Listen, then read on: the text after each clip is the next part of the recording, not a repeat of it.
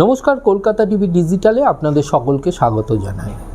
26,000 চাকরি বাতিল মামলায় বয়সের ছাড় সংক্রান্ত বিষয়ে কলকাতা হাইকোর্টের নির্দেশের ওপর স্থগিতাদেশ জারি করল বিচারপতি প্রশান্ত কুমারের বেঞ্চ। সুপ্রিম কোর্টের এই নির্দেশের ফলে এই বয়সের ছাড় সংক্রান্ত মামলায় সম্পূর্ণভাবে অন্তর্বর্তীকালীন স্থগিতাদেশ বজায় থাকল।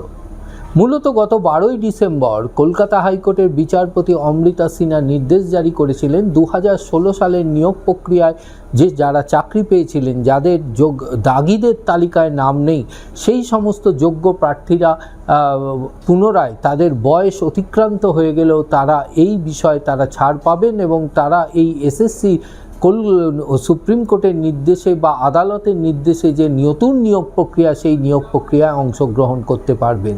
যে রায়কেই চ্যালেঞ্জ জানিয়ে সুপ্রিম কোর্টে আবেদন জানানো হয়, সেই আবেদনের প্রেক্ষিতেই সুপ্রিম কোর্ট জানিয়ে দিল এই মুহূর্তে বিচারপতি অমৃতা সিনহার রায়ের ওপর স্থগিতাদেশ দেওয়া বজায় রইল, যার ফলে যে সমস্ত 2016 সালের নিয়োগ প্রার্থীরা ছিলেন, যারা বিচারপতি অমৃতা সিনহার নির্দেশে যা বয়সের ছাড় অনুযায়ী এসএসসির নতুন নিয়োগ প্রক্রিয়া অংশগ্রহণের সুযোগ পেয়েছিলেন, তাদের বিষয়টি আপাতত স্থগিত হয়ে রইল।